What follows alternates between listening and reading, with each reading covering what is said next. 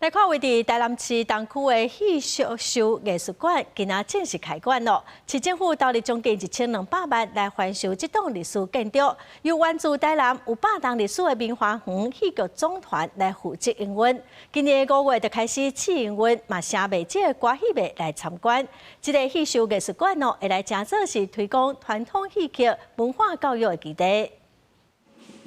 人西拍頭頂，佮有新歌威和天都萬歲做開館獻禮，氣氛鬧彩彩。這是台南的戲劇藝術館，初五開館，在各界貴賓的見證之下，正式啟用。市府投入1200萬做整建，委託1929年在台南創團，特別100年的明華園戲劇總團來經營。館內唔但展示因一路行來的珍貴歷史資料，開幕當天更加由孫翠鳳老師親身帶大家導覽。因講未來者會以展演、教育、體驗做重點。很好啊，可以啊，帶動這個地方啊。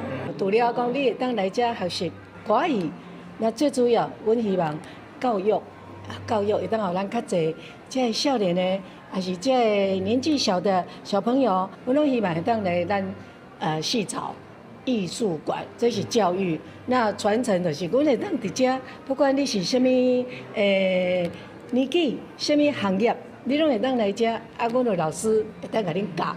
為了推動歌戲的保存甲發展，文化部最近在高雄開幕台灣歌戲中心。這陣伊嘛正肯定台南戲劇藝術館是全國唯一以地方文化館做主題的歌戲基地。文化部講，歌戲是台灣本土的戲種，未來除了會繼續設歌戲上大型的計劃，賣補貼相關經費來支持民間團體營運，建立完整的傳統戲劇傳承。文化部會用咱文化館的經費，或者是講，阮即嘛咧推廣百大文化基地，這兩方面的經費來繼續推廣咱這個藝術館的經營。由歷史建築改變做戲劇藝術館，5月試營運，業績真濟人學樂。明華園戲劇總團經過100年歷史，將其尾擱轉來起家厝，以民間戲劇的力量來回報觀眾對因的疼惜。記者從台南採訪報道。